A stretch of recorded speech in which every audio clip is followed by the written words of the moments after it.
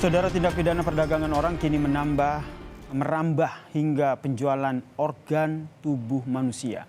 Sejumlah otorita menyoroti realitas ini dengan antisipasi yang dilakukan.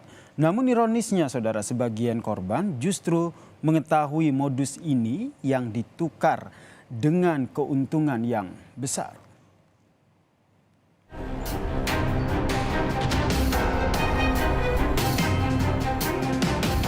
Bukan berarti yang mereka berangkat legal juga terhindar dari resiko. Semua resiko migrasi itu penuh resiko, ya kan. Cuman bagaimana kita bisa memitigasi mereka yang berangkat secara prosedural. Nah, kalau yang berangkat non prosedural, dari data awal aja kita tidak punya, Mbak. Mereka tidak bekerja dengan kontrak kerja. Mereka bekerja mungkin pada pengguna-pengguna yang tidak memiliki izin untuk mempekerjakan pekerja asing, sehingga mereka bisa tereksploitasi yang tadi saya bilang, baik dari sisi fisik, verbal, maupun dari ketenaga kerjaannya.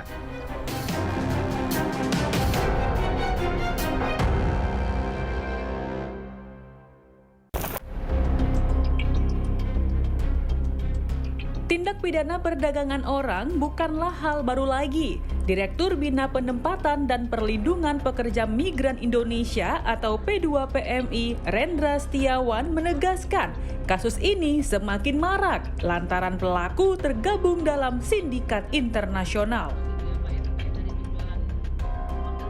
Fenomenanya nggak hanya sekarang, Mbak. Ya kan, fenomena ini sudah sering terjadi, bahkan ketika saya di tahun-tahun 2010, 2012 ini juga sudah indikasi ke sana sudah cukup marak, karena memang banyak pekerja migran Indonesia atau banyak pencari kerja yang memang terjebak pada situasi tertentu. Situasi seperti prostitusi, situasi seperti kerja paksa, ya kan, juga mungkin dengan lemahnya orang bekerja, dengan lemahnya fisik yang mereka untuk bekerja, tidak ada kemampuan sehingga mereka bisa mengorbankan, mencari jalan pintas untuk menjual organ tubuhnya. Nah, ini juga sebetulnya bisa kita hindari kalau memang pengawasan dan juga law enforcement dilakukan secara bagus, Mbak. Nah, Pak, terkait dari hal ini pula kan berarti para pelaku ini dipastikan memiliki jaringan di luar negeri, begitu ya, Pak, ya? Ya pasti, itu kan mau dijual di luar negeri ya. Bahkan kalau kami lihat, Mbak, mereka masih hidup-hidup ya, bukan hanya organnya yang dibawa nih, tetapi orangnya dibawa ke sana, lalu dijual organnya. Ini sebetulnya tidak terkait langsung dengan bidang ketenaga kerjaan nih, Mbak. Cuman kalau sekarang kan lagi rame terkait dengan TPPO ya, tadi saya bilang, TPPO ini tujuannya adalah untuk mengeksploitasi, ya kan, dan korban dieksploitasi baik secara fisik, mental, baik secara verbal maupun secara fisik, itu bisa dilakukan oleh pelaku, dan mereka memang tidak bisa tidak bisa terlepas dari jeratan tersebut. P2PMI beberapa kali melakukan sidak di bandara dan di tempat penampungan ilegal.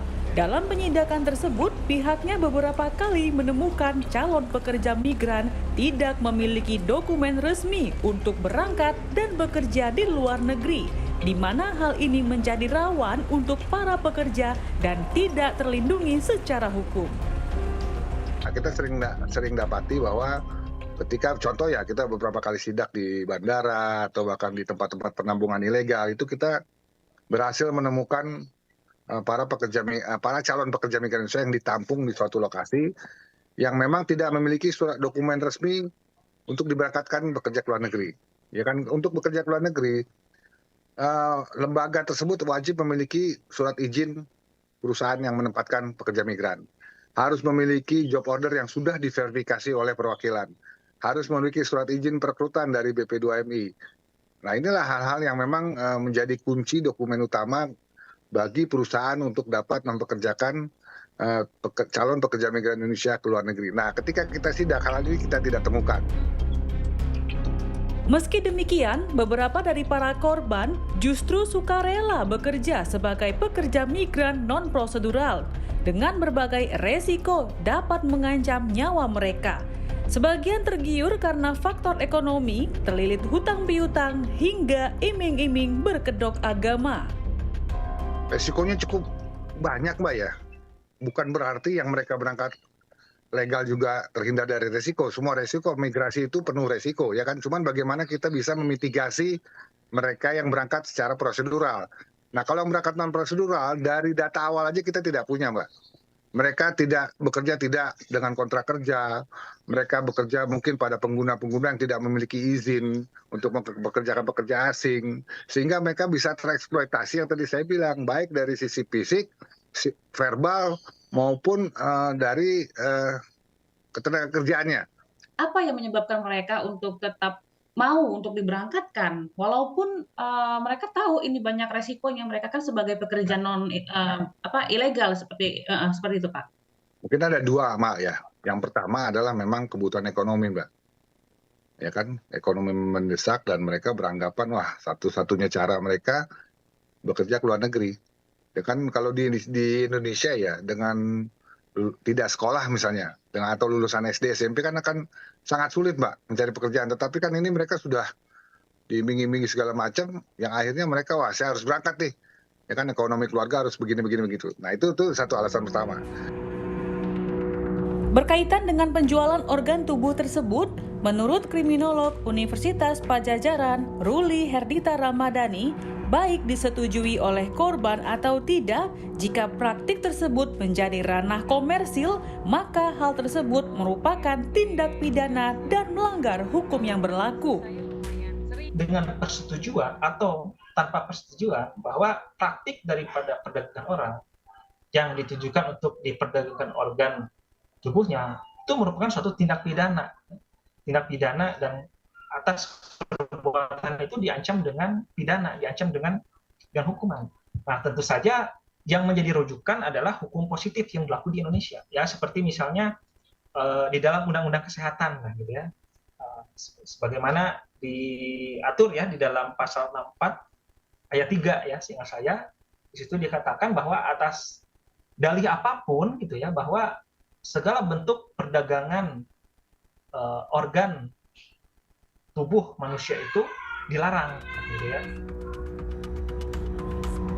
Dirinya pun menjelaskan praktik jual beli organ tubuh ini tidak hanya menarik minat para korban dari sisi ekonomi dengan keuntungan yang menggiurkan saja, namun juga faktor ancaman dan kekerasan yang dilayangkan kepada para pekerja juga memicu maraknya kasus ini.